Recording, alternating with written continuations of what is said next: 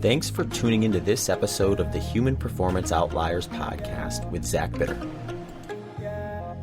Welcome, everyone. If you enjoy the show, please consider subscribing on your favorite podcast listening platform and YouTube.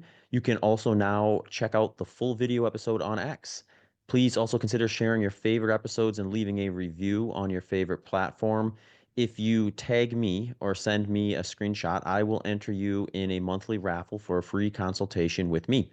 For full episode details, including notes, timestamps, transcripts, the show Patreon page, and other ways to support the show, please head over to my website at zachbitter.com. There you can find all my coaching services, including some new offerings for 2025. You can also sign up for my Substack newsletter, where I have been publishing my training journal weekly, as well as other topic-based posts. If you have any questions or feedback, please don't hesitate to reach out to me on my website or at hpopodcast@gmail.com. Big thanks to Element, Delta G Ketones, and Maui Nui Venison for supporting the podcast.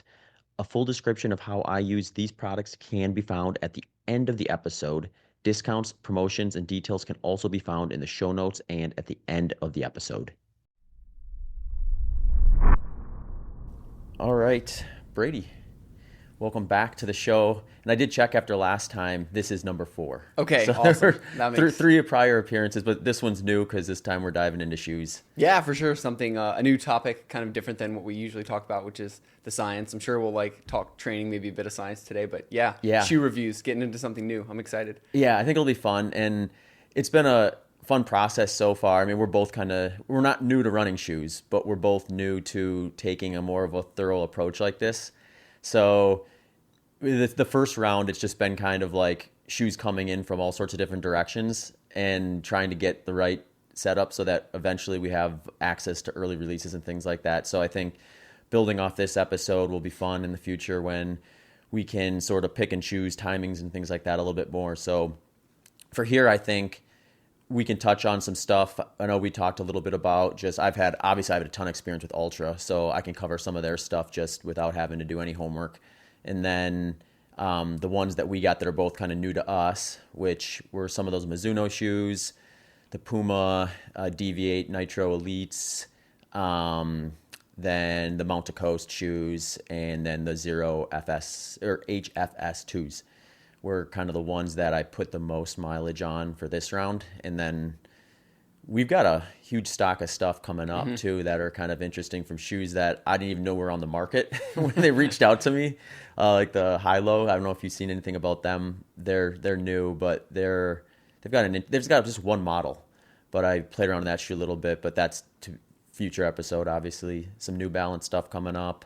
What else did we have in there? I haven't had a chance to look at them yet. We just loaded a bunch, like a box of 10 pairs, I think, into my car. So yeah, I'm excited to get ahead of home this myself afternoon. here. And it's like Christmas every couple of weeks. Yeah, and then I think we could probably just hit on just some of your kind of go-tos because you've been running consistently for a while, forever, presumably. Yeah, seemingly forever. Yeah. So like your kind of current shoe rotation, you probably have a lot of info on just kind of the user case for those and why you like them, what they're kind of built for, and things like that. So if you want to take a little bit of a dive into some of those, we can jump into them as well. Yeah, sure thing. I'm happy to talk about, the ones that we received that we're kind of, you and I are both formally testing right now, the 2 pairs of Mizunos and the Pumas. And then in addition to kind of what some of my go-tos are right now, I know we didn't get sent these, but I'm running in the Zoom Fly 6 from Nike, Asics Nova Blast. That's kind of another go-to. And then the Alpha Fly 2, Alpha Fly 3 I use for a lot of workouts. So I don't know, maybe we start with, I guess, my go-to kind of shoe for the ones that we've been testing right now.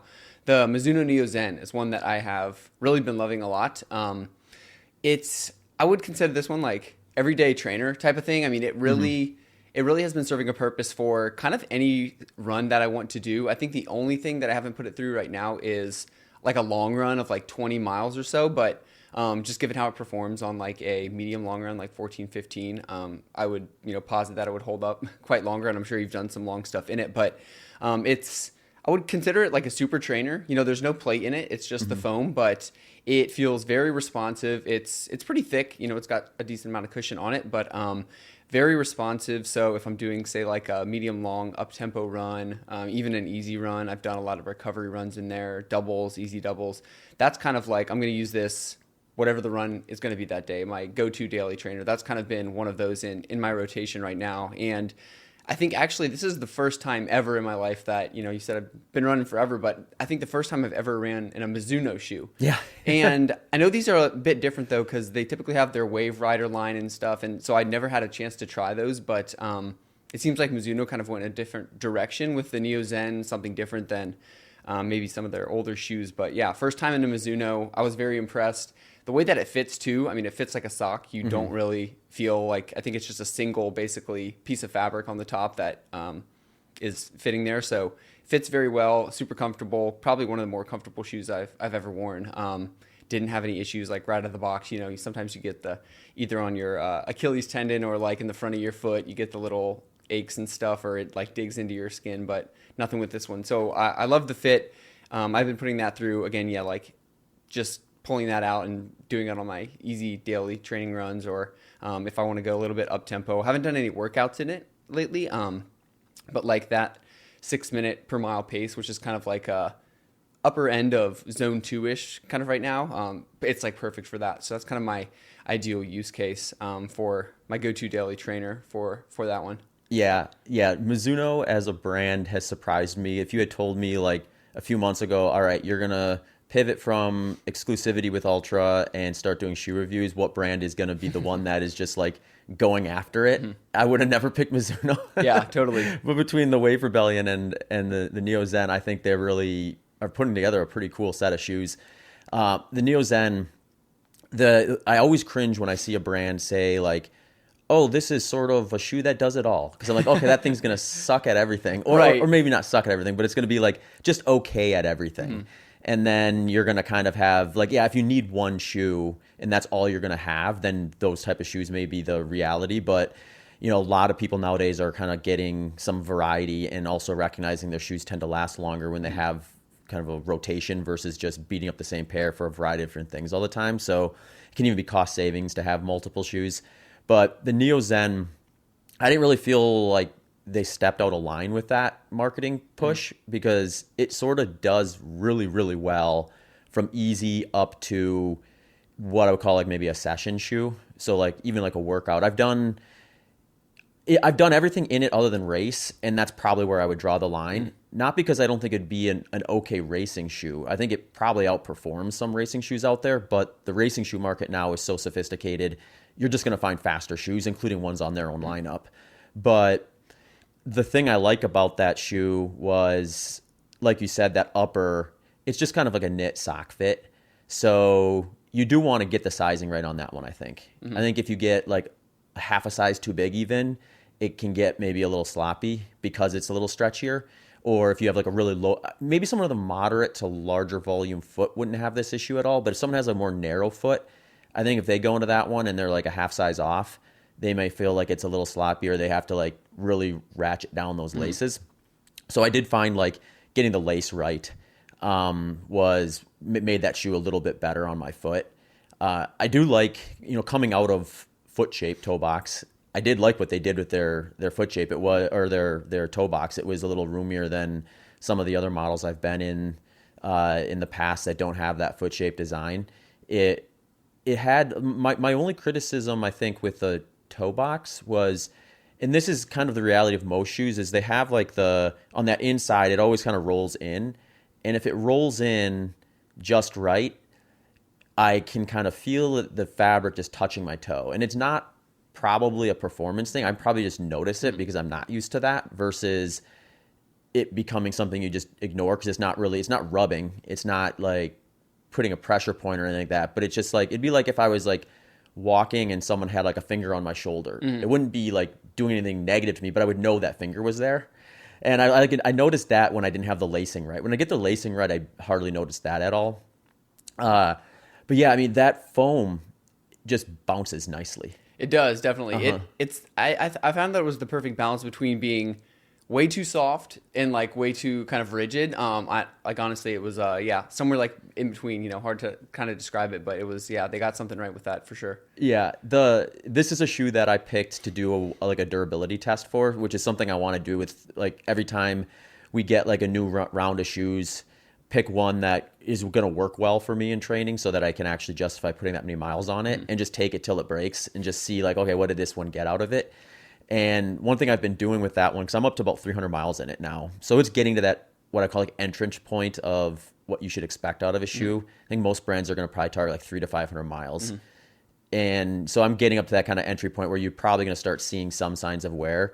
So like when I get stopped at like an intersection or something like that, or I put them on for the first time, I'm always like, okay, how does this foam still feel nice and soft? Is it still kind of rebounding well, or does it feel like dead or something like that? And it still has that same kind of resilience to it from when I first put it on, which has been great. The other thing, I think Mizuno, between this and the Wave Rebellion, their outsoles are really nice. Like their outsole on the Neo Zen especially, it's full rubber. So brands go different directions with this because full rubber usually means extra weight. So then they try to get a little bit more like specific, like we'll put the rubber where we need to and we can lighten up the shoe. You get someone who's got a different foot strike and all of a sudden they're just like blowing through the bottom of their shoe. So the full rubber outsole kind of takes care of that. Everyone's going to have that. And it's just this really thin material though. It's not very thick rubber. So my first thought was like, I hope that lasts. Like it doesn't just like wear through that rubber really quick. Because they tried to find that balance between full rubber and light. And I haven't had any real wear on the rubber to the degree that it looks like, okay, I don't have rubber there anymore. Now I'm pushing up into the foam. And that's at 300 miles. So I'm impressed with like what they did with that side of the shoe too, is just the outsole on it. I can look at the specs a little bit on this one. I have them written down just so people know. And I don't know if we'll go super deep into specs just because that's available to anyone who wants to look it up. But some people are interested in that just right out the gate to consider them. They're a 4-foot 34 millimeter, heel 40 millimeter. So it's pretty much max cushion. I put that in like a trainer session type category. 8.5 ounces would be the men's size 9. And then their foam is like a nitrogen infused TPU. So, with these foams, I'm going to have some guests on that we're going to deep dive into foams so that if people want to like kind of get an idea of what that market looks like, we can avoid having to do that like every episode. For sure. But basically what I think I'll say is like you kind of have, like from the new foams, you sort of have these like, you have the ones that are like kind of stand out, like the Piba, like the Zoom X stuff that like Nike came out. Well, Nike didn't come out with it necessarily, but they were the ones to put it on shoes. And that's sort of over the years been kind of the gold standard. And more recently, they've started brands have started playing around with like these nitrogen infused like supercritical foams, which is just basically like these pockets that they put into the foam, which is supposed to kind of bring that efficiency up. So the way I like to describe it simply is like old shoes, you're looking at like a 75% efficiency. You start putting like these higher performance foams, like what Nike's came out with, you're getting up into the 90s sometimes. So some of these supercritical foams are now pushing up towards that as well. So a lot of brands are looking at, I think, like this is my assumption anyway, how do we take something that performs close to or at what you're going to do with the traditional original super foams, but not have to be $250. So some of these supercritical foams allow you to do that, I think. Because the Neo Zen, I think, is $150 or something like that retail? Yeah, 150, 170, something like that. So, which, I mean, seems pretty standard for running shoes these days. I mean, I remember, I'm sure you remember as well when running shoes used to be like $90 to $100. The good old days. Like, $100, they get a pair of running shoes. And now it's about half a pair now. Yeah. Gets you one, not the other. One thing I think, I actually had someone who follows along when they saw that we were going to do this, reached out, and I thought it was a great idea that I need to get organized enough to actually do it. But he's like, you guys should cover like one shoe or a shoe every once in a while where it's like a prior model that's on sale that is just a great shoe, but now it's just older, so it's not gonna. He's like, I coach high school kids, and some of these families have like 3 or 4 kids, and they're buying like multiple pairs of shoes. It's like thousands of dollars of shoes for one season. It's like, so if they can get a shoe that is like basically on par, but not $150, not $250. So I was like, that's probably a good idea, and I'm sure there's sales all over the place. So maybe pointing to something like, hey, if you're looking for a budget shoe at this point that still is going to perform at a high level, check this one out before it's completely gone. Yeah, no, I think that would be a good idea. And like even, I mean, there are even some shoes out there that, a couple come to mind, like the Hoka Clifton or the Hoka Mach 6. Like those are both shoes that I've run in. And yeah, they're Mach 6, I think, is one of the newer ones, but the Hoka Clifton 9, I mean, they're coming out with a new one soon. So you can get that one for $110, $120. And like, they're great shoes. And yeah, I think sometimes, when the newer models come out, you're like, oh, the old model must suck. But in a lot of the cases, like, well, I ran in the 9 before, so why do I need to run in the 10 now? I can use the 9 again, and it's going to be great for like the Clifton, just to use that example. But Saucony, I think, would be another great brand. But yeah, I like that idea. I think we should maybe start to do that, and maybe you and I could just like we'll buy some of the on sale shoes and test them out if we've not done that. Because you are right, there are people who are on a budget not looking to spend $170 or get the latest and greatest. They're the people who don't mind buying the earlier models, I guess. Yeah, I think one other thing that I think will be fun when we get into some further reviews is I just had Dustin on the podcast recently, and yeah, he has a great episode. Yeah, great. You listened to it, awesome. So you probably heard he mentioned like his lab in town here, where he's basically just testing shoe efficiency there. So it'll be fun to actually get some actual data on some of these shoes versus just our speculation, because like we can go out and run in these, and we can sort of gauge to a degree, like, okay, I felt like I normally do for this run, and my heart rate was at this, my effort was this, and my pace was that. But to really get an actual efficiency test done on some of them, to narrow it down to the shoe or a handful of shoes for certain purposes, and at different paces too, which I think will be fun too, because it could be that one shoe is better if I'm trying to run like what you're doing, like marathon pace, versus what I'll be running for 100 miles or something like that. So being able to kind of go in and really narrow that down and get some more data on these shoes so that we can share with listeners too. So they're wondering, because I do wonder about a shoe like the Neo Zen. Like that shoe feels like it has a good response compared to what I've worn historically. So my thought is like, okay, I probably have an efficiency benefit in this shoe over what I wore the last few years. But I don't know for sure because I don't have the test done. And I'm just interested in kind of seeing kind of where some of these different shoes, whether they're plated or non-plated, and the different types of foams, how that actually ends up playing out on ourselves individually too, and figure that out. So, and to some degree, like foam, depending on how often we go in, and how durable these foams last from a performance. Because that was another thing that Dustin mentioned that I found really interesting was he's a big fan of Zoom X. Like that's just what tests really well for him. So he's done tests on a pair of, like, I think it was the Nike Alpha Fly, if I'm not mistaken, where he tested it like right out of the box, and he tested it throughout, and then up to 400 miles, he was still getting the same efficiency. Wow. So the foam wasn't breaking down the way I think we thought originally. At least the modern versions of it aren't. So that's just worth knowing, I think, because I think people they'll get to a certain miles mark on these super shoes and think, okay, I can't race in this anymore. I got to get a new one. I have to phase this into a trainer.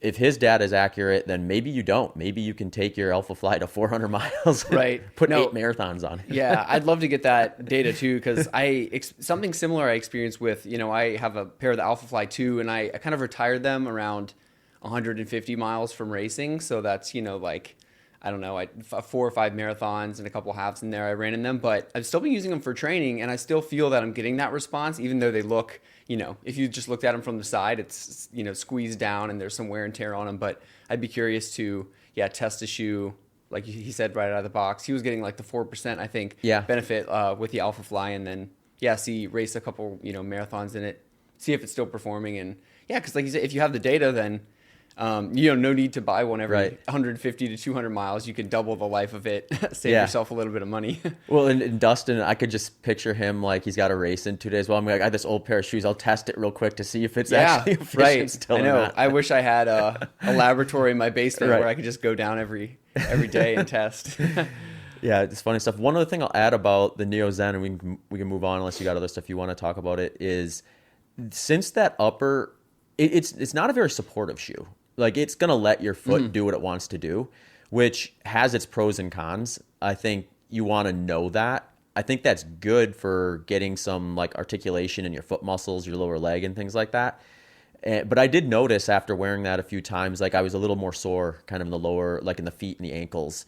So it probably took maybe about 2 weeks for that just to disappear altogether. And I took that as a sign of just like, okay, well, I'm probably getting a little more motion in that area in that shoe than I would in a more supportive structured shoe, which, you know, I think is good. But you do want to be mindful of that when anytime you're adding an extra stimulus. You don't want to overdo that and then get an injury or something like that and have something good turn into something bad. But I think that's probably going to be the reality of a shoe that's as kind of nimble as that one and soft as that one, where the soft foam and the stretchy upper is all going to kind of just let your foot get a little bit more play if we want it to. Yeah, for sure. Which isn't necessarily a bad thing, but like you said, you work your way into it. You know, don't take them out and go on a marathon long run the first day. Right. Into there, build up that strength a little bit. It doesn't take too much time, but yeah, I noticed kind of the same thing. A little more freedom in your feet. Yeah, with that one. Cool. Well, we might as well stick to Mizuno here and cover this. So this is probably the most interesting shoe I've ever worn, and certainly the most interesting shoe probably on the list today, which is the Mizuno Wave Rebellion 3.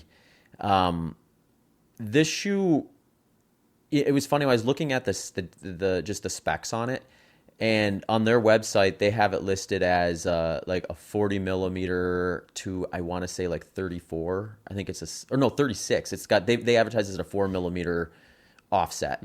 You look at that shoe and you're like, this thing's got to be like a 40 millimeter offset. and it's that I kept digging, and then I'm like, okay, well, now this says it's got 61 millimeters, and then my head's like, well, how is it legal? And then, you know, it says it's legal, but 61 is nowhere near legal. It's 50% above legal, and for like World Athletics performance stuff. So apparently, with the regulations, I think it's, if I remember right, 12% is the measurement point from the very back of the shoe. So if you want to get creative like Mizuno did, you just cut the back of the heel off until you hit that percentage margin of the shoe, and then you just add a bunch of extra cushion there. So as far as World Athletics is concerned, it's like, depending on who measures it, between 39 and 40 millimeters. But if you measure that thickest part of the shoe, it's up to 61 millimeters. And that just creates an interesting dynamic. You put that shoe on, and the way I describe it is when you're walking, you kind of have like a heel to forefoot movement. When you run, most people start moving up to the midfoot and forefoot, usually as you go faster, closer to your forefoot. When you walk in that shoe, it's like kind of like on stilts almost. Yeah, I mean, I can imagine. I've never worn high heels personally, but I can imagine if women are wearing high heels, it's kind of like a similar experience. Yeah, like you're not going heel to toe, you're just forefoot, which when you're walking feels very awkward. When you're running, it doesn't feel as bad. Yeah. But just trying to walk around like to the start line in that shoe, you're like, oh my god, this is unnatural. It's a little unnerving to the degree where, like, if I just put it on my foot and didn't know what they were trying to do with it, I'm not sure I would get it because of that. But it's the type of shoe where the faster you go in it, the better it performs. And I think when I wore it the first time, I just put it on for a run. I wasn't going to do a workout, and I just wanted to see how it felt. And I felt a little awkward at it, kind of getting into, like, most of my runs, I start out kind of between 7.5 and 8 or something like that. And I like work down into, depending on what type of run I'm doing, start dropping under 7 at a certain point. I noticed as I was getting down into kind of the mid 6s, that's kind of around where it started feeling like it was working with me versus maybe working against me a little bit. And then when I took it to the track and did some actual like speed work in it, I was like pretty surprised at how well it performed compared to just what I'd been worn historically. It definitely has that kind of super shoe efficiency boost that you're going to be looking for in a shoe like that. But whether or not it's something you can take for a really long race, like, I don't think you'll see me running 100 miles in it. So there is that side of it. But yeah, I'm curious what your thoughts were. Yeah, I remember the first time I put it on, I think I sent you a text about it because it was, the first 10 to 15 minutes, I mean, just right. I didn't, it was right out of the box. I put it on, and I wanted to do like a tune-up workout in it because I was racing the Houston Half Marathon, I think, in a week or so, and I was like, oh, well, if these end up working out, like, I might actually like try to race in these. So I did, I think, like a easy warm up, and then I did 3 miles at half marathon pace, and then a cool down. And that warm up, it was like 15, 20 minutes, and I was like, oh, this is weird. It was like 7.5 minute pace. after about 15 minutes, it started feeling a little bit more natural, even at that slower pace. But then again, when I switched over and started running like 520, 525 per mile, it felt really good. And then, yeah, so it definitely takes a little while to get used to, but it definitely has that, like you said, the super shoe efficiency, a little bit less pop than, say, like, I haven't run in all the super shoes, but like the Alpha Fly. When I'm wearing that, you can like almost just like hear that plate rebounding when you're running very fast. These didn't have that kind of feeling, but it actually gave me the propulsion. So it was like, it felt a little softer. It didn't feel as responsive as the Alpha Fly, but it certainly I was getting the performance boost. So running at that pace like felt like it would, it was, the effort was slightly lower than, what it should be. So I definitely felt that I was getting that performance boost, maybe even more so than say like an Alpha Fly, just in terms of like each step felt like a spring. They're a little bit softer than I would have liked though, in terms of, I prefer something a little more supportive, a little more stiff, even in like a super shoe. And these were just like very, very, very soft, especially at those fast paces. So I did that workout in them. And then a couple weeks later, I did another workout. I didn't end up racing in them, which I think was a smart choice. Doing 13 miles and trying to run fast in those, having not really given myself time to adjust, I think was kind of the right call. I may have regretted a little bit, but a few weeks after that, I did another 1,000-meter repeat kind of workout. So I was running, that like 5 minute to 5:05 per mile pace. Felt really good during that one too. So they're certainly, they're doing what you look for. They're helping you, run faster during workouts.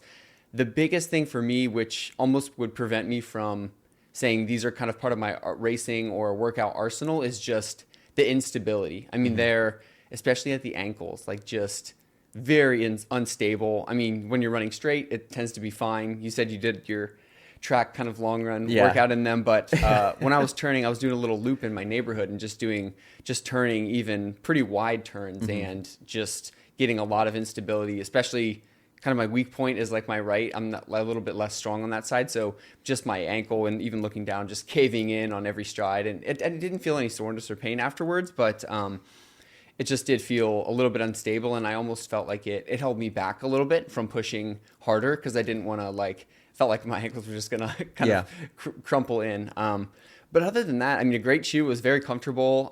The lacing, again, I think it was, it doesn't have the same kind of upper as the Neo Zen does, but very comfortable. I didn't get any like blisters or, lose any toenails while I was running it. But so overall, a great shoe, but the instability is kind of the part that gets me. But like you said, definitely one of the more interesting shoes that I've ever run in. Yeah. I mean, it's like the Ferrari of running shoes. Totally. It's like, it's got a purpose and it's great at that purpose, and it doesn't really, it's like the opposite of the Neo Zen, where it does one thing and it does one thing really well, but that's about it. And it was funny because, like you said, I actually got really curious, and decided I'm going to take it on for a track long run. And I did a 20 miler in it, and I was noticeably faster. Like, I think I averaged like 6:17 per mile pace at an effort that would have normally produced about a 6.5 minute mile. Right. Heart rate data kind of confirms that. My perceived effort confirmed that. And I did do a little bit of a fast finish in that particular session, and it just felt like it was even coming. It was like easier to glide into that type of. So I think if you're going to try to like negative split a road race or something like that, that shoe might be a really good option for you. But, it is a narrow shoe. It is very, like, its stability and turn radius are going to be a weakness for it. So like my big toes both got just butchered from that run. I lost both my big toenails after that one. So I don't think it's going to be something I could probably use for like a 100-mile race.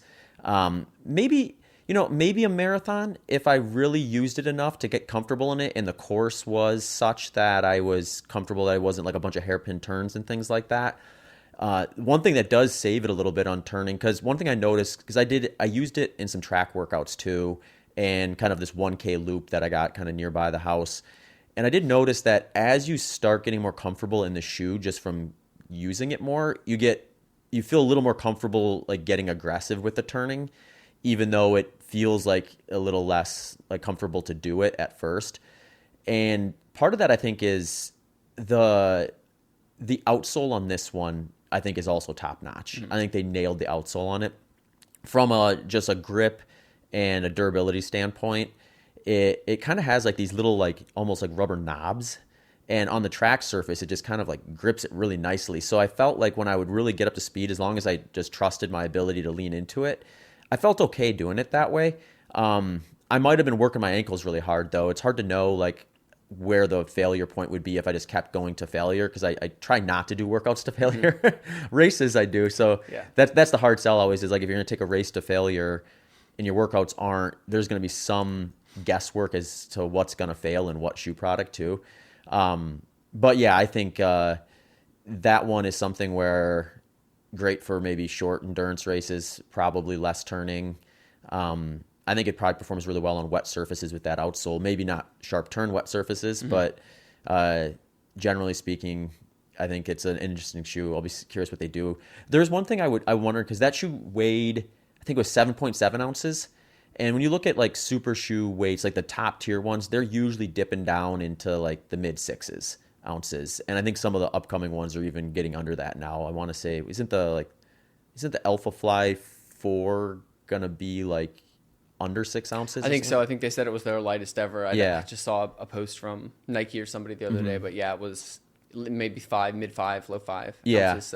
So like this one's at 7.7, and that, again, full rubber outsole. I love the rubber outsole on there, but I don't know why you put a full rubber outsole on that shoe, because you're not going to hit anywhere other than like some of these upfront spots. Right. So the first thing I would do is I would shave the rubber at least off that like heel portion that comes off the ground, because you're never using that side. So, I mean, you could put something there that has like a tacky surface to it, but you don't need to protect that the way you would with like a rubber outsole, and you could save some weight there, I think. And you could probably get really creative and carve out pieces of rubber on that shoe that you're just rarely going to ever hit because of the purpose that you're going to use it for, and maybe get it closer to some of the weight ranges that you're seeing in some of the other super shoes that it's trying to compete with.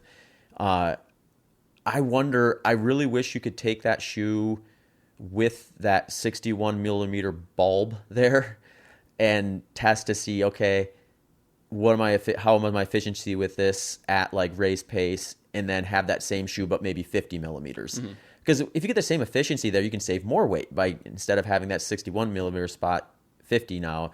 I mean, who knows? I don't know. Maybe they're doing that stuff in their prototype testing and stuff like that. But it's that. Those are my thoughts, I guess, about it. Yeah, I almost wonder. Like, I'm not certainly not like a total heel striker, but maybe less of a forefoot striker, maybe more of a midfoot striker. I almost would feel a little bit more comfortable if I had a little bit more maybe of that heel. Really? Would Okay. be willing to like further back or more further cushion? back. Oh, yeah. I see. Yeah. A little more cushion, and even having the heel maybe a bit further back, I think I would feel probably a little bit more comfortable and stable. I think part of the instability for me especially comes from I'm changing my biomechanics. If I'm in another super shoe or something, I'm not, because it's allowing me to hit more towards maybe the back, which I tend to naturally do. So yeah, I think that would, for me, I don't know. I mean, I'm obviously concerned about getting the lightest shoe possible, but I'd sacrifice a little bit of weight for stability and a little more confidence in my ability to push and be aggressive in those ones. Yeah. The other thing I think I texted you this when I first tried it. I was like, I don't think my Achilles tendon even works in these shoes. It like just kind of does that job for it. Yeah, it's taking over. It's like an outside external Achilles tendon for sure. Yeah, I think I would love to eventually do a race in these. I think maybe if I do some more training in them and feel more confident, I will. I think for me it would be like the perfect half marathon shoe. I think for a marathon I want something that's a little more durable maybe. But I mean, Boston's point to point, who knows, maybe I'll end up wearing them for that if I can get pretty comfortable. Like no hairpin turns that I know of in the Boston Marathon. So it'd be interesting. I don't know, maybe try them out for that. That'd be cool. Yeah, we'll test them out and find out, because who knows, what if you end up being like a percentage and a half more efficient in those than the Alpha Flies, and then you're like, okay, I got a decision to make now. Yeah, I actually think I'll have to go back and look, but so I've been training using the Stride pods, which give you some data, and I've been coordinating with the guys at Stride. They've been analyzing some stuff for specific shoes, and I do think that the Wave Rebellion, it gave me a little more leg spring stiffness, which is just one of the metrics that those pods are measuring. So, you want more leg spring stiffness. That's kind of like you're getting more return. And I think of the 2 runs that I've done in those, they had analyzed it and looked, and it gave me a little bit more of that leg spring stiffness compared to, say, the Alpha Fly or some of the other shoes. So it's just an interesting data point. I don't, have enough to make a conclusion yet, nor do I know like what, oxygen uptake and stuff is. But Yeah, yeah, we'll kind get of an that interesting data figure. point for sure. Yeah, this I would say, like, in closing for this one, in a perfect scenario, you warm up in a different shoe, do your workout in Yeah. this shoe, cool down in a different shoe, Like and then spikes, yeah, basically, for exactly, a treat them like track. You're spikes. not going to warm up in your spike. You're not going to cool down in them. You're just basically going to do the work that you need to do in them. Do your the tool, and then you just take them out and put them back in the bag. Yeah. Cool. Just a quick reminder that Element Electrolytes is my go-to electrolyte source. They are offering a free sample pack with purchase for all HPO listeners at drinklmnt.com/HPO. Check out my full description of how I use Element at the end of the episode. All right, let's chat about let's go a different direction. Let's do Mount to Coast.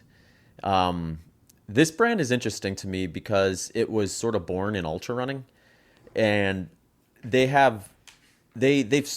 really marketed hard. Like their stuff has been popping up all over the place, and I mean, maybe this is my bias of just being in the ultra world because I'm just seeing it everywhere now in that side of the running like universe, and they have three models: the R1, which is their race shoe, the S1, which is kind of like a trainer, a little bit more stability, and then the P1, which is kind of like a recovery walker shoe type of thing. And the first time I put on the R1, I was wearing it on like a Sunday. It was just like a super easy chill. It was like one of those days where it's like I feel like I could go for an easy run and it won't be a problem, but I could also take a rest day. And I wasn't going to get a whole lot of quality out of the run, but I think Nicole and I were going to go watch like the Austin half marathon or something like that. So I'm like, okay, I'll just go run down there with you and then run back. So I wore that shoe for that. And I had a little bit of soreness in the lower legs from the prior day's work. And the first thing I noticed was, okay, this shoe basically makes sure your foot and ankle do not get too much play when it's getting sore and tired. And when I was thinking about their purpose, because this shoe is designed for they don't avoid this in their marketing. It's like this is an ultra marathon shoe, and we've got a lot of shoes in ultra marathoning that cater to the trails. This is one that's going to cater to the roads. And I'm like, I can see why you would build a shoe like that to be something where you're looking at a lot of people's point of failure in these longer, sometimes multi-day races, and it's like your feet and your ankles. So like if you're doing say like a 4 to 8 hour race, and your feet and ankles are the part that's really bothering you, and now you have a shoe that's going to kind of keep them from getting as much activity, then that might be a good option for you. The thing that surprised me the most about them though is they felt really firm. I thought when I first saw them they'd be maybe a little softer, and I assume they're trying to do that just to make sure that you don't kind of get the same experience that I do in the Neo Zen, where you do get a little bit more foot and ankle play. They're trying to maybe avoid that altogether and almost create like a cast down there and avoid any sort of need for stuff like that. But I think if someone's doing ultra in them and they found a weak spot in that shoe, it might be like that person prefers a softer shoe, and then that one is a little bit too firm for them. But it was an interesting experience. I'd be curious what you thought, being just like a marathon training athlete versus an ultra marathon. Yeah, I thought, I've worn them for kind of like an easier run, but I've been doing like a lot of like kind of walking in them just to sort of break them in. And in a way that was due to the fact that, like you said, they're a little bit stiffer. Yeah. But I definitely did notice the kind of lower profile on them, which is neither like a good nor a bad thing. It like keeps you, I think, like you said, like kind of a little more grounded. So less play there. But yeah, overall, I mean, it was my first experience with the brand, and admittedly haven't done a ton of running in them, but like first impressions, they fit well on the foot, very comfortable. The foam, or the foams in them is a little bit different, a little bit stiffer than some of the other shoes that I've run in, but overall was like pleased with it. And I think I'm excited I'll probably do some like easier runs. I do typically Sundays like a recovery run, so I may start popping those on there so I can get a little bit more accurate idea of how those perform. But yeah, definitely something new. That they were kind of reminiscent, I think, of just some of your older quote unquote classic running shoes. Maybe they're not super techy or anything like that, but they're gonna hold up. And yeah. Mm-hmm. Yeah, and for people interested, their midsole is like a PIBA hybrid. I think if I remember, it was like 45%, but they had it with nitrogen infused was kind of the the supercritical element to that one. So like I'm curious about that because I haven't done anything super fast in them yet, but I am wondering if like if I put more force into that, if I'll see like a little bit more pop out of that shoe. So that's another one I'm interested just to test to just see what the efficiency comes out to on it. I don't suspect it's going to be something where it's like, oh wow, the efficiency in this is such that I'm going to wear it for a marathon, or even maybe a 100K or 100 mile for that matter. But maybe something that I would wear for something longer, like a 24-hour or beyond or something like that, if I were going to try to get something a little more specific to ultra. I do like on this one, they are thinking about some certain things that I think are problematic for long duration activities. Like their toe box is great on that shoe. For a brand that's not like trying to necessarily highlight that, it's got a pretty good setup there. And it's even on their race, the R1, which is the race model, they have like this dual lacing system there where it's basically a top half lace and a bottom half lace. So like if you get swelling or something like that mid race and want to like kind of change the environment inside your shoe without changing your shoe, you can do it with that one. The one thing I thought was interesting is like just based on price point between the different models, I think the race one was like $10 more than the S1. And the big difference between the S1 and the R1 is the S1 is a little more narrow, and they market that more as their training shoe. I'm not sure I would even use that shoe for training. I think I would just use the R1 for everything. And then maybe even the P1 for real recoveries. That one is a little softer. But yeah, there's like a little less volume in that shoe. I think their thought is we want a little more space in our shoe for our racer, maybe not in our trainer. So they're kind of differentiating with that. But yeah, I think like I would probably this is personal to me. Other people probably would feel differently, but I think I'd wear the R1 for training, and then racing, if I'm doing like shorter ultras or road racing, things like that, I would use a different shoe altogether. I am curious about the durability side of things with it too. So maybe this is a shoe that I can try to stack a bunch of miles on, like the Neo Zen, and see what happens over 300, 400, 500 miles, how it holds up, how it kind of starts to behave when you get further into it and things like that. But it'll also be interesting to see what they do in the future too, because this is their first round of shoes. So, you know, brands that are new have a lot to learn usually. So there's always going to be elements that I'm sure they're getting feedback on from their core customers and athletes that are saying like, hey, what about this? What about that they're probably thinking about in the background as they decide what to do with the next round of shoes. Yeah, and I think like you mentioned before, I think if they can kind of create their own little niche where, oh, these are, we're going to bring you kind of all of the bells and whistles of some of the super shoes designed for road racing and marathons, but like maybe do some things special for ultra marathoners, like with the lacing configuration, like you were saying, or kind of make these like, oh, this is an ultra marathoner shoe that's not a trail running shoe. I think that they could kind of like make their own niche in the market, which would be nice for a smaller brand like that. Mm-hmm. The other thing about the shoe too is their offset was like 10 millimeters, so it's pretty aggressive offset. For the S1 and P1, the R1 I think was 8, if I remember right. So, but still relatively high. So especially with the R1 that has a little bit more of a roomy toe box, for folks that are like, hey, I like Ultra, but I want a lift on the back of the shoe, because I'll talk to people from time to time, like I love the foot-shaped toe box of Ultra, but I don't like zero drop. That might be your shoe, because it's from a performance standpoint, it's gonna stack up to the Ultra lineup, and you're gonna have room up front, and then you're gonna also have 10 or 8 or 10 millimeters depending on the model. So that's an option too. Which I also would wonder if like, because you could have a scenario where, let's say you have like a little bit of a cranky Achilles and you're looking at it through, hey, I want to be able to be exposed to a zero drop balanced shoe, but in the short term, I want my Achilles to stop screaming at me. You can switch into a shoe like that and then have something to kind of maybe help protect that a little bit along the way as you're kind of going from that to back to 100% health. Yeah. Would these be something that you would wear if you were going on like a trail run, the Mount to Coast? Do you think those would perform pretty well on the trails as well? It would maybe depend on the type of trail. Mm-hmm. For a lot of trails, yes. They are releasing a trail shoe coming up very soon. They actually have some prototypes. I was actually supposed to get one, but I ended up under the weather when they were in town, so I didn't want to go and expose them too much of it, but they were going to give me a prototype. So I would say, like, I think that shoe would feel really stable on trails, which could be very nice. If you're someone who maybe feels a little more clunky on trails or like a little tepid on technical terrain and things like that, a shoe like this might kind of help you just kind of like blast through that a little bit more efficiently without feeling like you're going to tip over or trip and fall. You put an outsole on there that's a little more trail specific, and then it's even another step towards it. But yeah, for a lot of trails, I think you could just take the road shoes out there on it and be fine. Yeah, for sure. I think unless the thing with it seems like it might be a little precarious if it were like a wet trail, maybe, because they're not going to give you that as much grip. They do seem like they didn't have maybe the grippier outsole compared to some of the other stuff we've been testing or some of the other trail specific shoes. Yeah. Yeah, for sure.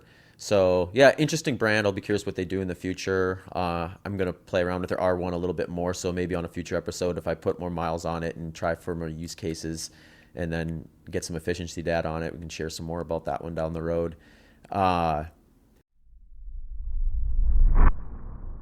Just a quick reminder, Maui Nui venison is one of my favorite protein sources. The reason, they have balanced an invasive species, the axis deer, that is devastating to the Maui habitat if not kept in check, all while providing some of the most nutrient-dense meat source you will find.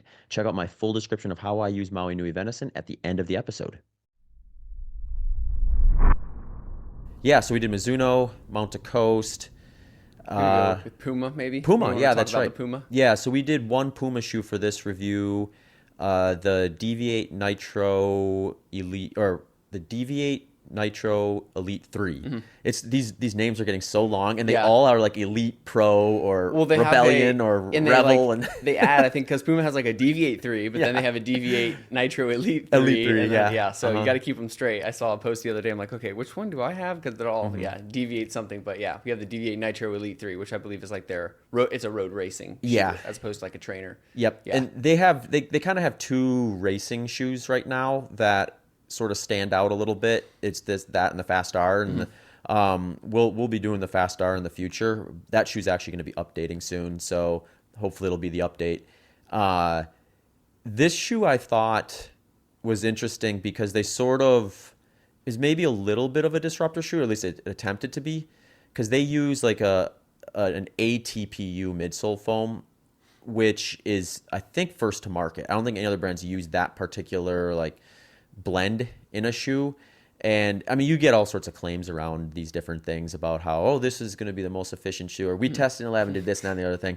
And it's like, eventually it's just like, okay, well, let's get some third-party testing and figure out what's going on, or if there's specific foot strikes and stuff like that. And I actually talked to some of the people on the development team about it, and they're excited about it. And I think there's like this thought process within the shoe design world right now that there's a lot of opportunity outside of PIBA versus like a few years ago, where I think everyone's assumption was these brands are going to all try to get to PIBA or find a way to get that type of material into their shoe in a way that's fast and efficient and cost not. I guess most of those shoes are going to be pretty expensive. But the interesting thing about Puma was their prior version of this shoe was some kind of like PIBA blend, or is like a nitrogen infused PIBA like hybrid type setup. So they actually went away from that. So like whatever they saw in their labs or their testing suggested that this ATPU was maybe something that they wanted that would be better in that. I'm not sure if that was just like the interaction with the plate they have in there, because that plate is pretty stiff that they have inside that shoe. This is the only other one where, from a performance standpoint, I liked this one quite a bit. I did some speed workouts in it, and I did a long run in it. And kind of like the Mizuno Wave Rebellion, I was noticeably more efficient than I had been in any other shoe that I've worn. This one was a little more versatile. It's definitely like a little bit of a narrower or lower volume shoe, but I appreciated where they flared it out in the front, where it's a little bit of a compromise compared to like a foot shape toe box in terms of how much space you feel like you have up there, but it didn't feel like it was to the degree where like, I couldn't take this out for a 100-mile run and race in it if I wanted. If I went into the lab and found this is the most efficient shoe that they have for my foot strike and mechanics at the pace I'm targeting, I would feel comfortable enough wearing it for 100 miles to the degree where whatever damage I would do in it would be solvable afterwards, and it wouldn't be something I'd be worried about like ruining my race or anything like that.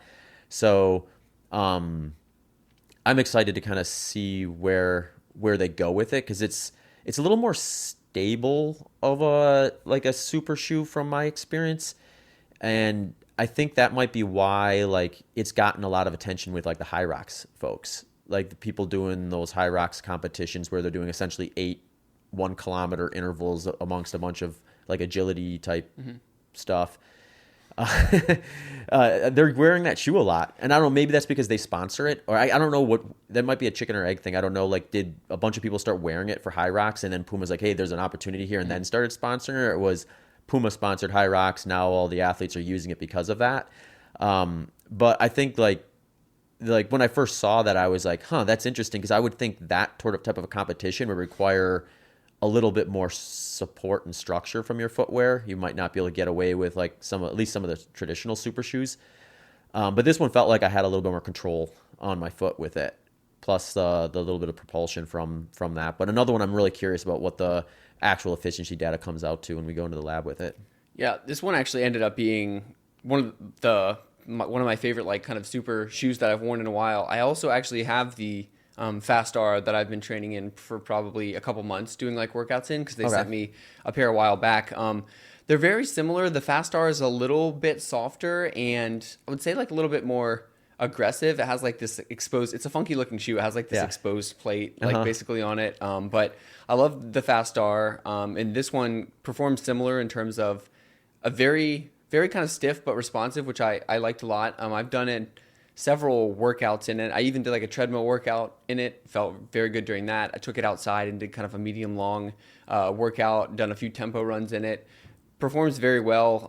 A lot of stability, and like unlike the Wave Rebellion, again, I think at any pace it's pretty comfortable as well. So if you're running 7 minutes, 7.5 minute, 8 minute, and then when you get down to those faster paces, it kind of accommodates whatever pace you're going on. So I would even do like a long run in it if it didn't contain a speed component. So this could, I mean, theoretically, if you were looking for, I think, a super trainer or a super shoe that you wanted to just train in from day to day, I think you could do that in this shoe, versus like you're not going to do all your runs in a Wave Rebellion, but for the Deviate Nitro Elite, you could totally do that and just be, oh, if you want to train in a carbon plated shoe, this is one that I would totally recommend for doing that. Because you could just take it out on normal runs. But yeah, I was very pleased with it. A bit more narrow than I would have liked. Like you said, lower volume kind of shoe. I would maybe prefer a little bit more wider just throughout the entire shoe. But I know I don't mind it and didn't have any issues with it. But definitely a little bit narrower than some of the other stuff out there. Is your foot? Do you know, like, from a foot volume standpoint, if yours trends to be narrow, moderate, or wider? I would say probably moderate, maybe moderate to wide. I certainly don't have a narrow foot. So yeah, I would say it's kind of like moderate. I don't order wide shoes. I just order normal, but I don't have like a slim foot by any means. Yeah. Sure. Yeah, you're probably right in the middle then. I'm always curious about that too, because that sometimes just dictates how much someone loves or hates a specific shoe. For sure. Because my foot is kind of like, mine is probably between narrow and moderate from a volume standpoint. Like there's parts of my foot that would be narrow and other parts that wouldn't. So I sort of have like a hybrid foot, I guess, which makes it interesting sometimes with different shoes, because I think what I ended up liking about this model was it does taper back quite a bit in the heel. So I can really lock that heel down, and that's where my foot is a little more narrow. But then as I move up on my foot, kind of in the midfoot area, I get this nice little flare out. And that's right where that shoe flares out. But then I don't have like this toe splay that goes aggressive beyond that first midfoot flare out that I have. So I appreciate foot-shaped toe boxes, but I can get away with a little less than what someone with a true moderate or true wide foot or high volume foot would be able to. So I think like this shoe could be one of those where it's kind of like if it fits well, it fits really well, and if it doesn't, you're going to notice a little bit of stuff in there that you would like to have changed. But I think at the end of the day, like some of this stuff is just like, how long can you tolerate a shoe before it becomes uncomfortable, and that's maybe where you draw the line in terms of what you can do with it, like in a race and things like that. Yeah, for sure. Yeah, that was actually something I thought about too, that I found interesting that Dustin was saying, because a lot of brands will market towards like, oh yeah, this shoe is our 5K, 10K, this one is our marathon. And Dustin was assuming that, or he said he thought whichever one you're the most efficient with, is going to be fine as long as you can tolerate it. So there may be, I mean, I guess the Wave Rebel would be a perfect example of this. It'd be like, let's say that's the most efficient shoe I have on it. I'm still probably not going to wear it for a 100-miler. Totally. Because there's a point at which I can't tolerate it any longer. So even if there was one that was a percentage less efficient that I could tolerate for 100 miles, I'd wear that one instead. But he said, like, hey, like I think we were talking specifically about the Alpha Fly and the Vaporfly. And he was like, yeah, I mean, if you're more efficient in the Alpha Fly than the Vaporfly, then wear the Alpha Fly for everything, as long as you can tolerate it up to, or if it's the other way around, maybe it's the better comparator, because I think the Alpha Fly is more pinned to the marathon.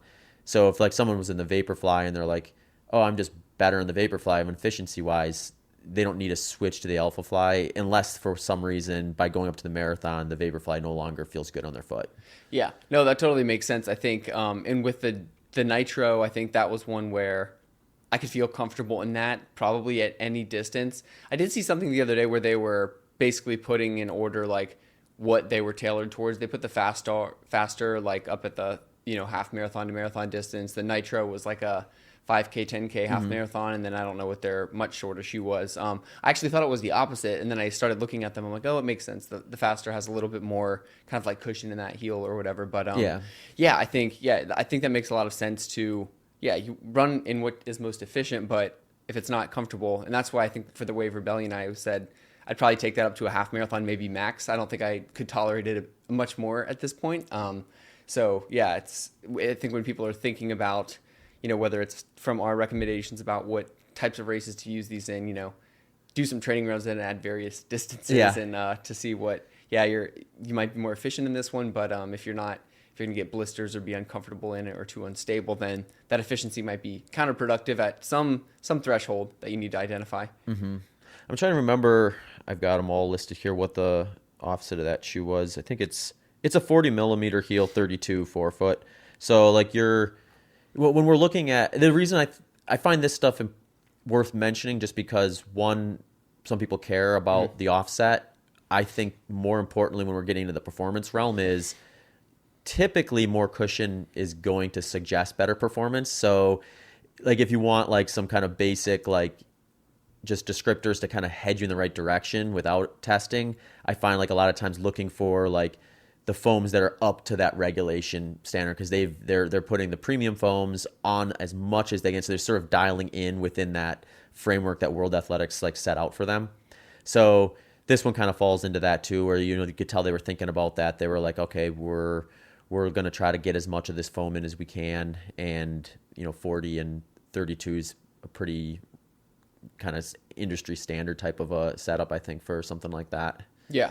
Yeah. They fit a lot of foam in there, but it doesn't feel, I think there's a huge difference between, you have like whatever the stack height is and then the offset, which can cause you, to the shoe to feel a different way. So it's like if with say even the Deviate Nitro, it's, it's got a lot of foam, but I don't feel like it.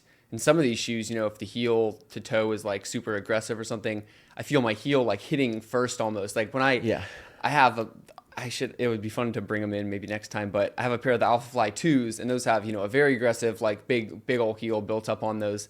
And you can tell where I sort of hit on my left. I mean, there's like a chunk of the left heel that's just totally off of that shoe. I'm like, I need to fix my mechanics in these a little bit, because the right one doesn't look like that. But they're causing me to, like my heel to hit almost first and drag a little bit. Yeah. Whereas I didn't feel like that don't feel like that in the Mizuno Neo Zen. Didn't really feel like that in the Nitro. It's kind of like a clean like stride, I guess. Yeah. That's what I would say. Just a quick reminder that Delta G Ketones is my go-to exogenous ketone source. You can get 20% off at deltagketones.com with promo code BITTER20. Check out my full description of how I use Delta G Ketones in my training and recovery at the end of the episode. That's actually an interesting topic too, because one thing I've realized now that I'm wearing so much more variety, and then more variety outside of like balanced zero drop cushion too, is some shoes, they just work with your gait cycle really well, where it just feels like butter smooth. And the two that really stood out for me on that side of things was the Neo Zen and the Puma Deviate Nitro Elite 3. Those ones felt like it was just like spinning my legs exactly the way they wanted to, felt smooth. Kind of like if you're riding a bike that needs a little tune up, then you get it tuned up and oiled, and all of a sudden it's like, oh, now these pedal strokes are coming so much easier. And it's probably really minor, but you're so used to that because it's such a repetitive motion that you do all the time. You just really notice those really small little variances there. But yeah, those two really felt like they worked really well with my gait cycle, where it was just kind of a smooth turnover. Yeah, I would agree. I found something similar. Yeah. Awesome. So we've done Mizuno, Mountain Coast, Puma, chatted a bit about other stuff. The other one I have on the list is kind of in the opposite end of the world of footwear, which is the Xero HFS II minimalist shoe. And I know you played around with this a little bit with some gym work and walking around. I did some running in this shoe and then walking around a lot in some gym work as well. This is one where I'm going to do a little more running before our next one just to get a little more feel for it. Coming into this year, I had a little bit of a sore left Achilles tendon. So I've been a little more modest about putting on a shoe like that for any sort of full capacity training. But my philosophy with all that stuff is basically like, I want to be at a point where I can tolerate a shoe like that for at least some runs. I don't need to be able to do everything in that. I mean, in the past, I've done 100 milers in like a 3.9 ounce pair of minimalist shoes. So like, I know that I can build up the strength to do that if I want to, but the performance world is so much different now with the foams that we have today versus back then when I did that even if I did train down to that, it wouldn't give me a performance benefit the way it would have in the past potentially without the super shoe foams. But I do think there's some value in just this foot strength in general, and being able to tolerate a shoe like that is something I want to try to maintain. So I'm going to add more running miles to this shoe. What I liked about this one though, for those that listen to this and they're kind of in the minimalist world and they're just deciding what they want to wear, is this shoe, I felt like from the update from what they did from the prior version, it's just a little more running focused. They added, so some of the real minimalist purists, the ones that are just like, I want just the thinnest slab of rubber in my foot, just so I'm not actually physically touching the ground, just so my sock isn't actually making contact with the ground, or barefoot if they're going in there with no socks. They added like a super thin level of midsole to this shoe, which I kind of like because it still has really, really good ground contact feel. If someone's going to be in like maybe one of the more real low profile like Vivo barefoots, they might notice that this is a little more shoe than that between the midsole, and it is got like a pretty good rubber outsole on here with almost like little lugs on there. They're not like aggressive lugs like a trail shoe, but there's more than just like a flat rubber outsole on there. So I think it really reminds me of some of Altra's early models. Ultra, when they first came out, they used to name their shoes differently on the men's and the women's side.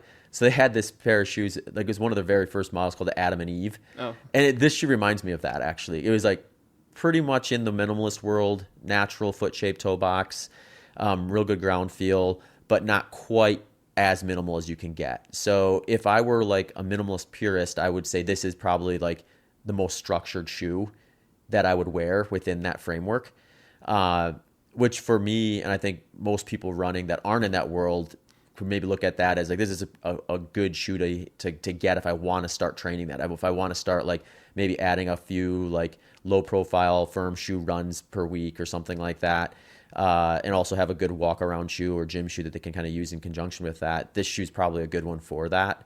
The other thing I really liked about it is their lace system goes through these little almost like these little like harnesses on the side, on the outside and the inside of the shoe. So when you pull the laces tighter, it kind of pulls those up, and they're almost just like these little fingers that grip the outside and the inside of your foot. So if you're going to do something like plyometrics or some really more like agility back and forth type stuff, it adds a decent amount of support for that, so you don't feel like you're like rolling over the outsole onto the upper material.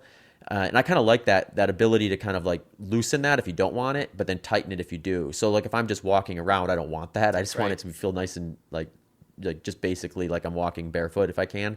But then if I'm in the gym and I'm doing plyometrics or something like that, and I want that little bit of extra support feel to it, I can just tighten the laces a little bit and kind of get that play out of it. Yeah, for sure. I think I'll maybe before our next recording, I'll try to do a few runs in them because like you kind of mentioned, I think, when you say you want to work up to doing runs in them, is that kind of an indicator for you of maybe you're having the extra foot strength and the stability around your ankle? Just kind of like, if I'm able to do X amount of miles in these, then I know I'm kind of at this point where my feet are possibly a little bit stronger than if I weren't able to do that. Yeah, yeah. I think it's an indicator to some degree of like foot strength, and even just when you think of just the dynamic of the Achilles tendon too, since these shoes are on the ground basically and completely zero drop, you get the full extension of your Achilles tendon.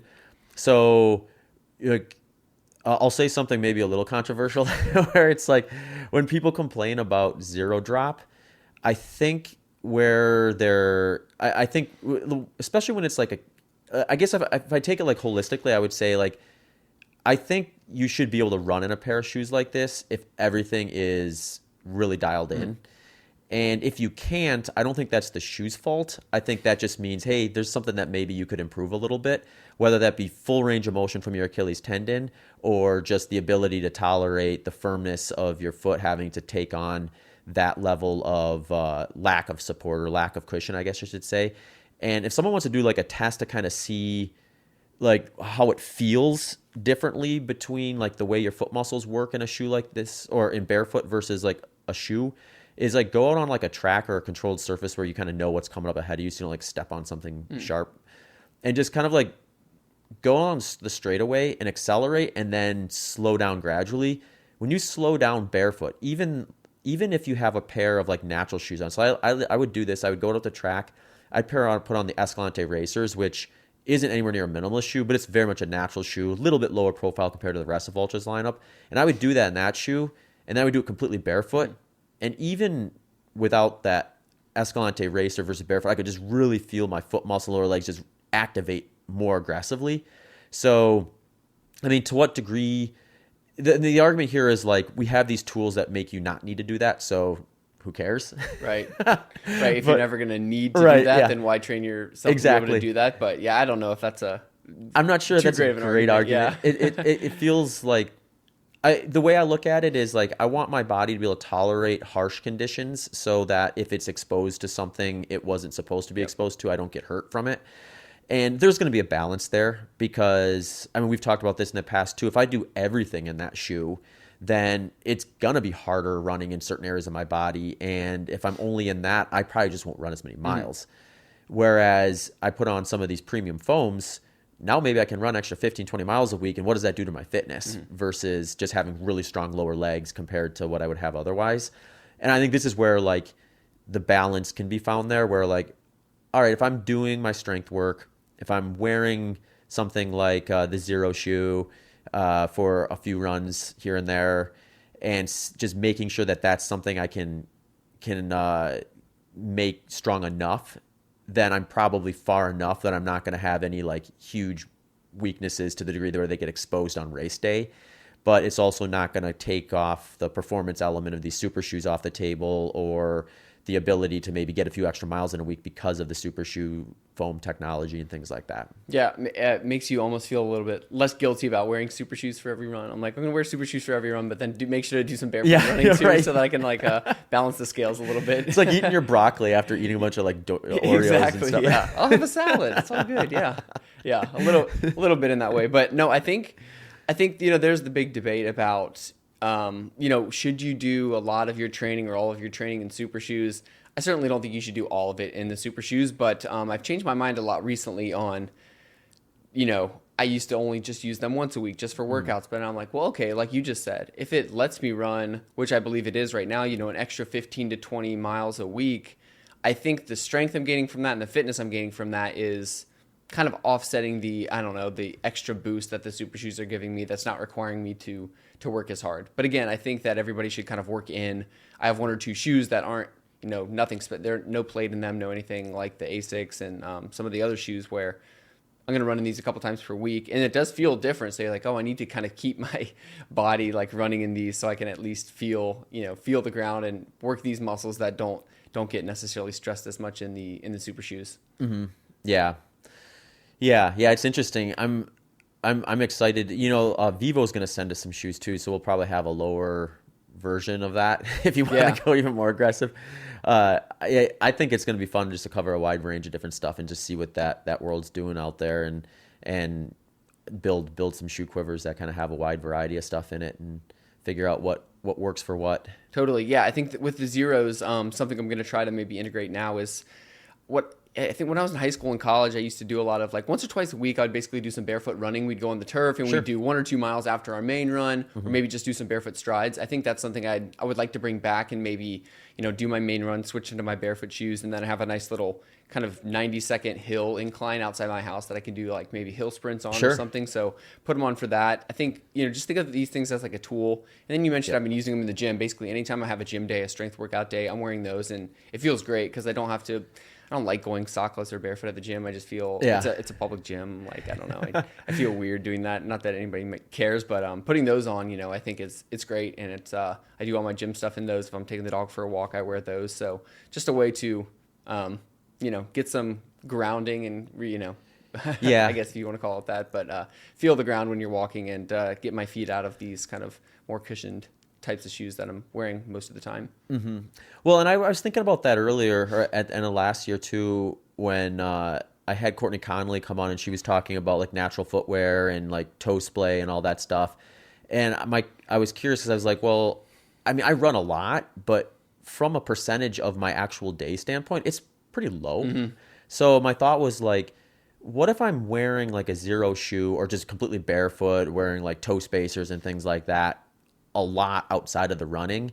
Like, am I going to like mitigate some of the downsides to like a more restrictive toe box, heel lift, and premium cushion and stuff like that? And I think there is something there. I think like I think where people really go wrong usually is, well, first of all, I think people become like absolutists about any of this stuff, and they think like, oh, I got to be minimalist and everything, or I got to be super shoes and everything.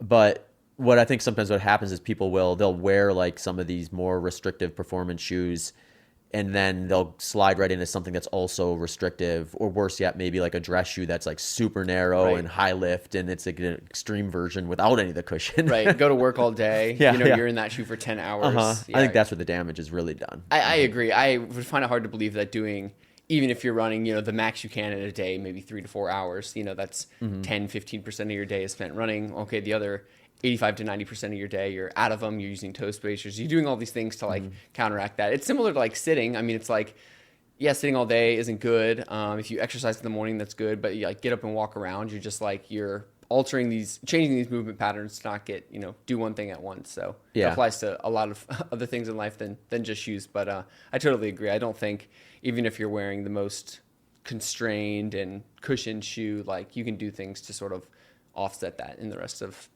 your life. So if you want to train in super shoes all the time, I'm sure there are people out there who do it. Yeah. Pros who do it, probably, especially the ones running. I mean, you're running, upwards of 100 miles per week, but, guys doing 110, 120, whatever plus. Yeah. Sometimes you need it. I think it's allowing athletes to train harder, longer, faster. I mean, I think we attribute a lot of the performance, not to go on a tangent, but like the performance improvements we see these days of, oh, it's the shoes that are helping during the race. Well, yeah, that's one aspect of it. But I think what people are not thinking of is, the races, 9 or 1% of your training. Like if these super shoes are allowing you to do everything else outside and train harder, then that's translating to the faster races. I think that's why we're seeing like a lot of the performance improvements. I mean, I've experienced it for myself. Like I can train more. I can do, 75, 80 miles a week now instead of 55 to 60. And, it's going to improve your performance, even if on race day, you're not seeing leaps and bounds maybe from one particular shoe. I'd love to ask someone like Sarah Hall or even Bekele, who are like in their 40s and have gone through, like we're young enough to remember pre-super shoe and running when that was rally. They definitely remember. So like, they were competing at like an international level in pre-super shoe into super shoe era. And I wonder about like what they attribute their longevity. Obviously there's some uniqueness to them outside of the shoes, but I wonder like if someone like Sarah Hall is performing or able to train at the same capacity as she used to with super shoes, then even without taking on some of the age-related decline that you might see by that point. Yeah, I can imagine. I mean, just saving your legs, the wear and tear. I can imagine I'm sure she does, like you said, other things right. But yeah, it's amazing that we were able to. I just remember some of the shoes I used to do like half marathon road races and into workouts. I'm like, man, they were like thinnest little like racing flats. I mean, they called them racing flats for a reason because they were literally flat. It was like less cushion than your daily trainer shoe. So now thinking back, and it's like that was a totally different era. It's crazy. Right, it was, and this actually maybe is a good transition for us to go into kind of like some of the stuff we were going to talk about. They're independent, what we both did with the shoes that you'd been using, and then some that I had used historically. Is one thing I find really interesting is when racing flats were sort of the reality for race day, where it was like, okay, I want to get in as small a shoe as I can tolerate. Every brand kind of had a low profile option on their lineup. And then super shoes come out and sort of take the role there. You see, like, you don't see that at all anymore. And I mean, I even saw it like with Ultra Footwear, which is a natural footwear brand. Their shoe cushions just got higher and higher and higher since the super shoe came out, to the degree where now like their lowest profile, they've got a gym shoe called the Solstice XT that is a little lower profile, but it's just not a shoe you could really justify doing a lot of running in. You can run in it, but it's heavy. It's got like lateral support. It's a gym shoe. And then the next closest is the Escalante Racer, which is basically a moderate cushion shoe. So it's like even a brand like that kind of has their roots in low profile, natural with like an element of minimalist to it, it has like shifted with the market. So like then you look at it, it's like, so like why would any of these other brands even bother with that sort of a shoe? So then I wonder to some degree, like now we have these brands like Xero and Vivo that are doing pretty well in terms of their market share. I wonder if they're just sort of like stealing maybe some of the people that would have otherwise gone into that still want that aspect of training or footwear, because now they don't have to compete with like any of these other brands because they're just not making that shoe anymore. Yeah, I think that makes sense. I think there's always going to be sort of that minimalist, like low profile market that people are going to want to use. Even the people embracing, I think, the super shoe technology, like are going to maybe want to use some of these shoes for different purposes. So, but yeah, it is interesting. We've kind of like shifted the baseline up in terms of like what a low profile or a shoe is, and we're only like going up. I'm sure it will like kind of level down in a little bit and like 25 millimeters is maybe now like low profile. Yeah. It used to be like very much moderate. Yeah. It is interesting. I mean, I think that just the perception even just changes, because sometimes I'll just like look at a shoe and I'll be like, oh man, that's not very, I'm looking for like something more cushioned than that. Whereas 5 to 10 years ago, that would have been an insane like level of cushion. Yeah. So everybody's just out competing themselves, I think, to see who can put the most in there. Yeah, absolutely. For better or for worse, I guess. Cool. Do you want to hit on your lineup and just some of the stuff you like? I guess maybe we could just preface it as like why are you running in the shoes that you're running in, and some aspects about those models. Yeah, for sure. I think there's probably 3 or 4 other shoes right now that I'm running in that are kind of outside of the ones we've been testing. One of the ones that I'm obsessed with currently is the Nike Zoom Fly 6. So Nike has really kind of, I think within the last few months, said we're paring down our lineup basically to have like, we have the Pegasus, we have the Zoom Fly, we have like the Vomero, and then we have the Alpha Fly and Vaporfly, and that's kind of like it. I don't know if they're doing the Invincible Run anymore, which was a shoe I actually liked, but I think they're kind of trying to phase those out. But I bought the Zoom Fly 6. That's kind of the one that I'm obsessed with right now. I probably do most of my runs in that. It's a super trainer, so it has a plate in there. It has like the Zoom X foam, but it's just super responsive, super durable. I did a long run workout in it. I've done like a pretty decent quality speed workout in it. So that's another one of those where like I can literally wear this for anything if I'm running 30 miles or 10 miles as fast as I can, or even shorter. You could race a 5K in it if you wanted to.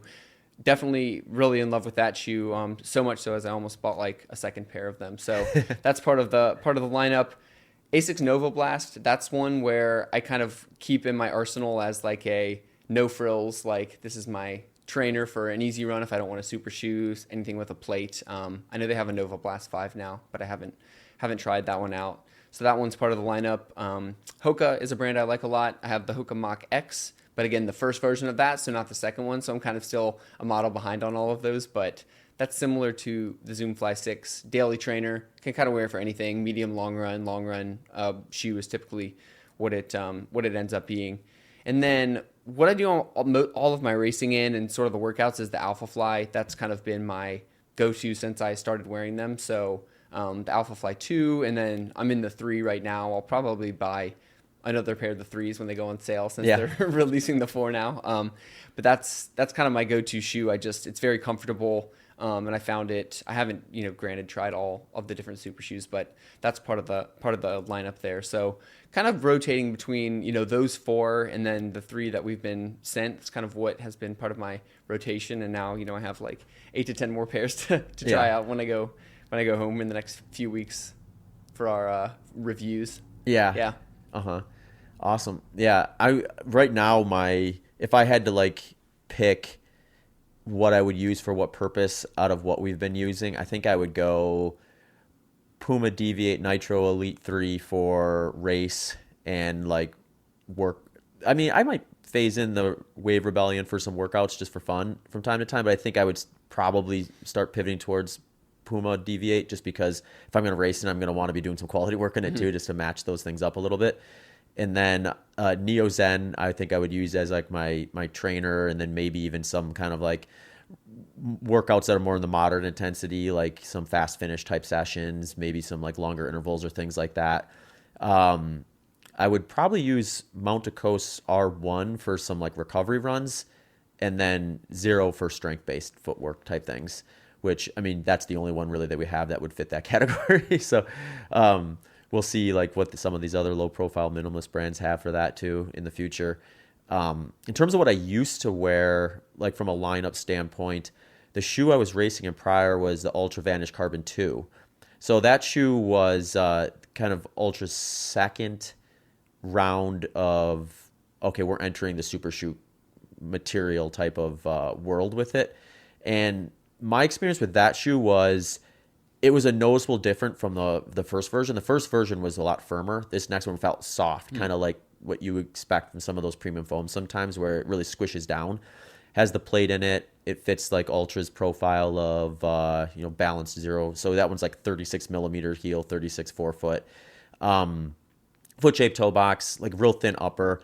I really like the upper design on that shoe. Like I could lock that down. It had some issues with kind of the heel part where if you didn't have a long enough sock, it could dig into your Achilles and then start bleeding on the back of your leg. So and even if your sock was kind of thin, it could even dig in there. So I think that caused some problems. Some people would like just cut a little slit down it so it would be less irritating. But other than that, I thought the upper was really easy to manipulate. But that shoe just broke down really, really fast on me. So like I struggled to even get 100 miles out of that shoe in training. And it felt like it would the foam was like really welcoming in the beginning. Like I would take those first few strides, the first few miles would feel like I was running faster at an effort, kind of like what I would get some of these other premium foams. But then as I'd go longer into like a long run and get up into some of those higher long run distances or later in a race, I feel like that started to die out. Almost like, I'm not sure if this is something that other super shoe foams have a problem with, but it feels like the foam dies like within a run almost. Not necessarily like, at 200 miles, the foam has like broken down. It was just like maybe the repetitive stress of a single session gets to a point where there's fatigue in the foam and you start feeling like you're fighting the shoe, almost like you have a different shoe on. Where I remember like in one race specifically, I remember getting to a spot thinking like, I think I just want to change shoes almost, but it wasn't like to the degree where I felt like I was going to be much faster in a different pair of shoes. But if I could have just like snapped my fingers and another pair would have appeared on there, that was just one of their normal trainers, I probably would have done it.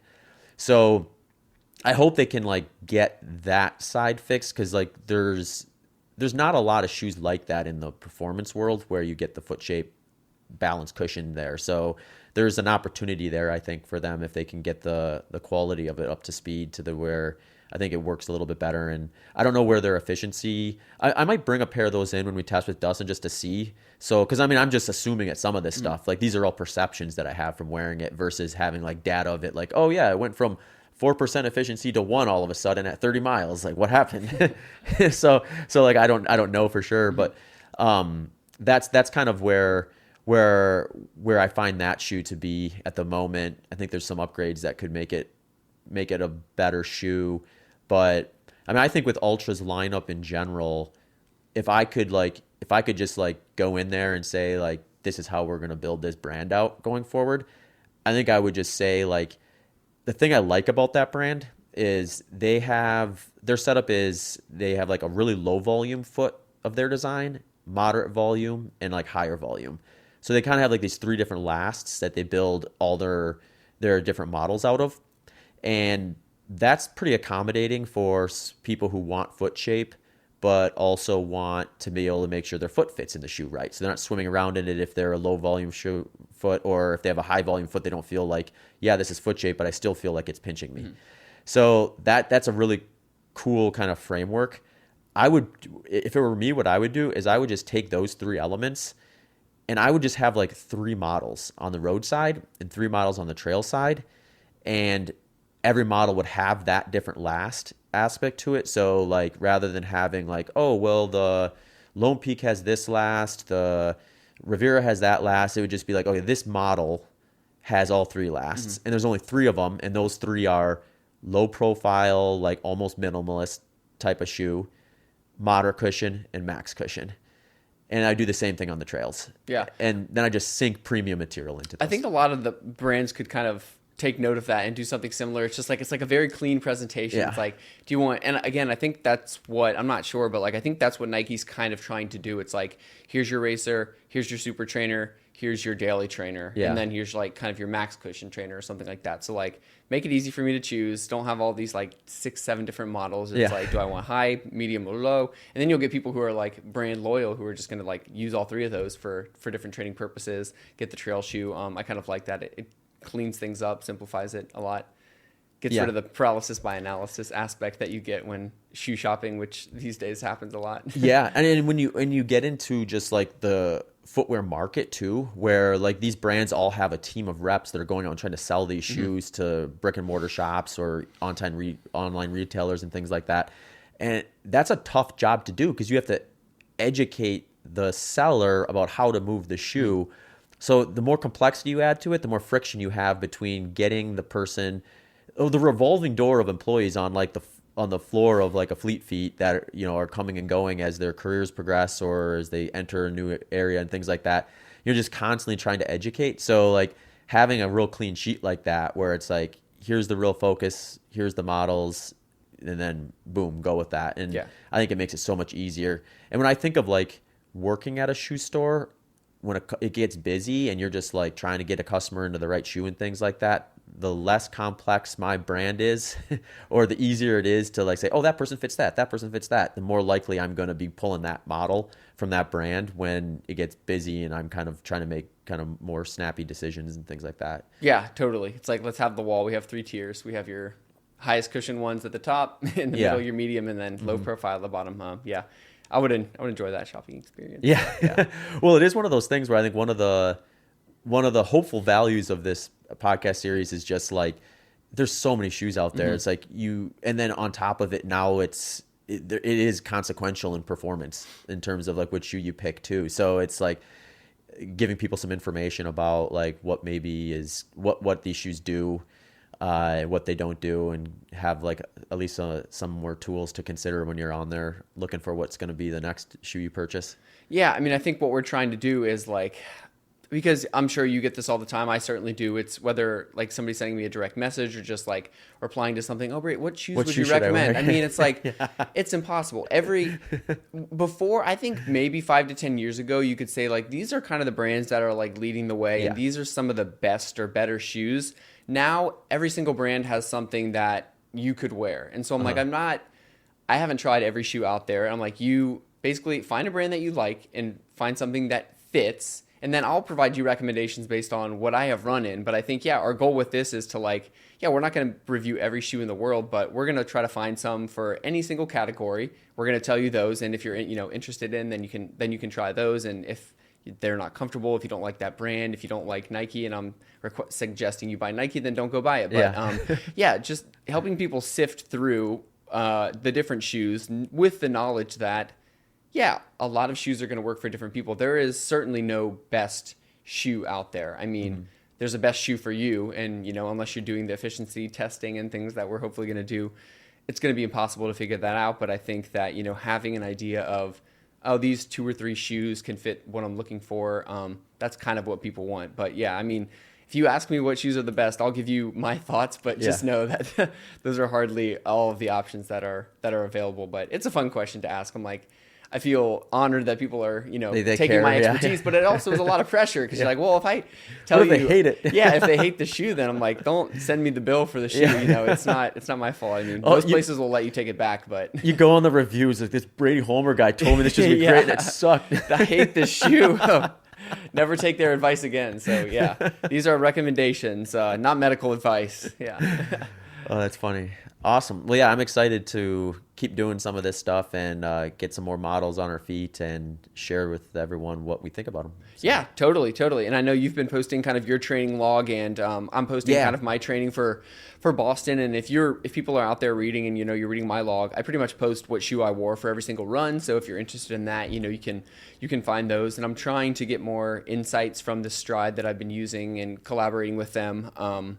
To see, they're helping me at least kind of identify some of the shoes, and not only the ones that I'm more efficient in, but kind of identifying, foot swing patterns and things like that. So it's all interesting. I'm trying to post a little bit about that. So if people are interested in reading the Road to Boston or my training log, we can put a link to that or something. And I have a little bit of shoe info in that as well. Yeah, absolutely. Yeah, I think it'll be fun to kind of roll out some shorter form content or written content and stuff to go along with all this stuff too, because it's like, we got all this information now and we can spread on these different channels too. So other than Substack, which obviously you link to the show notes for listeners who want to follow you if they're not already, where else can they find you? Probably just on X, B_Holmer is my username. I sometimes post stuff on Instagram. I think it's Brady.J.Holmer. I'm trying to do more content on there with like running related stuff. So some shoe stuff on there as well. But those channels, people can find me on there if they want to.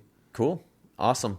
Yeah, I mean, your Substack's amazing. So, well, thanks, Zach. Yours too. You've been posting a lot on it. I like it a lot. A lot about your training. I've been finding that stuff interesting. It's been a goal this year to increase frequency on that. So I'm trying to put some topics up there, the training recaps and the podcast stuff. So it's been kind of fun to kind of journal some stuff on that side of things. I think a lot of athletes are kind of open about what they do, but I think one of the things I appreciate about you is like, you're not like, you got nothing to hide. And it's like, and I think that's what I decided to do with, and granted, I'm not, a pro athlete or whatever, like training for certain things with like competition, but why not just like put all the data out there? People are interesting. And I guess you're like me, you're gathering it, you're writing in your training diary. So why not just like post it out there for extra content and to hopefully like inspire, people can at least find it interesting. So I think it's Substack's a great platform to do that on, as well as X and elsewhere. It keeps a good paper trail too, because like if you end up having a really good race and you want to look back and say like, okay, well, what did I do in this training block? It's kind of cool to have all that information consolidated somewhere other than Strava. It gives you a reason to do it too. If I were just gonna do my running diary just for myself, I probably wouldn't do it. But knowing that every week, I kind of have this deadline to meet. I have to post my training log on Monday. I think that a little bit of accountability there is never a bad thing. You know what else I'm realizing with that? We're kind of deviating a little bit, but who cares? Is it's forcing me to just be a little more reflective about the frequency of expectations between like, you're not going to always like, I think of like when I have a good race, it's so easy to remember like, those workouts went so well. And you forget like the ones that didn't, or the days that you didn't feel as great. Whereas when you actually write like a reflection for each workout, you get a little bit of a better, I think, just internal like dialogue of like the actual realistic thing. Because sometimes I'll catch myself thinking like, when I ran that fast, I was running my base miles at this pace. And I go back and I dig through the data and I'm like, I was at some occasions, but then there are other times I really wasn't. So then you don't want to give yourself this expectation to be perfect every day, when it's probably going to be like, you're going to have some days that are great, some days that are average, and some days that are a little poor. And that cycle is going to play itself out over the course of a training block. And I think the reflections help remind you that. I think so too. I think it's good to do. I used to do it all the time in high school and college. I had like a log, and I would almost like diary after all of my runs. So I want to get back to a little bit of that, like not writing, a whole entire blog post for every single run, but just your thoughts, so you can remember at least how that run went and recall if you need to. Awesome. Well, thanks again, Brady. We'll have to chat about something exercise or nutrition based sometime again too. Yeah, for sure. I want to host you on my Substack sometime, so we'll do a video and maybe we can. I'll think about some topics. I know there's kind of the recent like low carb Yeah. study that we need to talk about, so maybe we'll flip it and I'll interview you one of these Cool. days and we'll Yeah. post that out there. Let's do it. Yeah, cool, Awesome. sweet. Thanks again, Brady. Yeah, no problem, Zach. Thanks for sticking around to listen to how I use the show sponsors. Maui Nui Venison is a product I discovered last year. What caught my eye was their quality and business model. They have paired the need to manage an invasive species with providing some of the most nutrient-dense meat you will find. The access deer arrived in Maui in single digits but grew fast and have damaged the local ecosystem, and if left unchecked, are projected to reach up to 200,000 in number in the future years. Maui Nui decided to solve this problem and minimize waste. Access deer meat provides 43% of your daily value of protein in just 107 calories and boasts a 1.5 to 1 omega 6 to omega 3 ratio, which is the most balanced ratio of any red meat. This same 107 calories provides 22% of your daily value of vitamins and 37% of your daily value of minerals. They have a wide range of products, including ground venison, leg medallions, rib chops, strip loin, loin fillet, and loin chops. They also make a beef stick that includes an option with organ meats, which makes a perfect protein-packed snack that I will usually have in the afternoon before a strength session. I have also been enjoying the ground venison for dinner, usually paired with steamed vegetables or sweet potatoes. You can find a bunch of recipes and ways to prepare their products on their website at mauinuivenison.com. That's mauinuivenison.com. Element Electrolytes is my go-to electrolyte supplement. Based on my electrolyte loss rates of 614 milligrams per liter, I begin my day with half a packet of one of their hot beverage flavors with my morning coffee. I rotate through all of them, but my favorite at the moment is the chocolate mint. Later in the day, I have been having either a packet of their watermelon flavor or a can of their newer product, Element Sparkling, which is their carbonated electrolyte drink. I usually have the black cherry lime or watermelon flavor for those. If you're curious about how to dial in your own fluid and electrolyte setup, check out episode 300 of this podcast, where I dive into some of the things you can do at home to gauge how much fluid and electrolytes you may be needing in your lifestyle. Delta G ketones is the best researched exogenous ketone supplement on the market. The research on exogenous ketones is constantly evolving. Delta G is responsible for much of it, boasting 50 plus published studies and 20 plus ongoing studies, and have received DARPA grants designed for special forces. Delta G uses ketone esters, which is unmatched in raising blood ketone levels when matched per gram. The best use case, as the evidence currently stands, is as a post-workout supplement for better recovery and or during longer, lower intensity sessions to help with mental focus. For this reason, I will have a bottle of Delta G Performance, that's their blue bottle, after my biggest workouts for the week and during long run training sessions once I have been out running for 45 to 60 minutes. Some promos for listeners from these brands include a free sample pack of the key flavors of Element by heading to drinklmnt.com/HPO. 20% off your next order of Delta G ketones at deltagketones.com with promo code BITTER20. And if you want to check out Maui Nui Venison, head over to mauinuivenison.com. You can find links and details to all those in the show notes and on the episode landing page. Thanks for tuning into this episode of the Human Performance Outliers podcast with Zach Bitter.